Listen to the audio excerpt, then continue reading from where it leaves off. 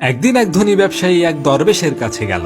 সে বলল, হুজুর, আমি আরো ধনী হতে চাই, আমাকে এমন কিছু শেখান যাতে আমি অল্প সময়ে প্রচুর সম্পদ অর্জন করতে পারি। দরবেশ মৃদু হেসে বললেন, ভালো কথা, তাহলে শোনো, তুমি যদি আগামী 7 দিন নদীর ধারে গিয়ে সূর্যাস্তের সময় থেকে রাত হওয়ার আগ পর্যন্ত বসে থাকো, তবে এক রাতেই তুমি রাজ্যের সবচেয়ে ধনী ব্যক্তি হয়ে যাবে। ব্যবসায়ী একটু আশ্চর্য হলো, কিন্তু লোভের বশে দরবেশের কথা মেনে নিল। প্রথম 6 দিন সে খুব ধৈর্য ধরে অপেক্ষা করলো, কিন্তু কিছুই ঘটল না।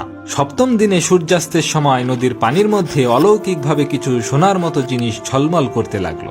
সে দেখল পানি থেকে সোনার ছোট ছোট কণা ধীরে ধীরে ভেসে উঠছে। ব্যবসায়ী আনন্দে আত্মহারা হয়ে পানিতে ঝাঁপ দিল। 2 হাতে যতটা সম্ভব সোনা তুলতে লাগলো, কিন্তু দরবেশ তাকে সাবধান করে দিয়েছিল, সন্ধ্যার পরপরই নদীর পানি ভয়াবহ রূপ ধারণ করবে। ব্যবসায়ী ভাবলো আরেকটু সময় থাকলে কিছুই হবে না। সে লোভের বশে উন্মাদের মতো নদী থেকে সোনা সংগ্রহ করতে লাগলো। যখন বেরিয়ে আসার কথা ছিল তখনও সে নদী থেকে উঠল না। অবশেষে রাত হলো, নদীর পানি ভয়াবহ রূপ ধারণ করলো, আর ব্যবসায়ী পানির স্রোতের সঙ্গে তলিয়ে গেল। অতিরিক্ত লোভ সবসময় আমাদের সর্বনাশের কারণ হয়ে দাঁড়ায়।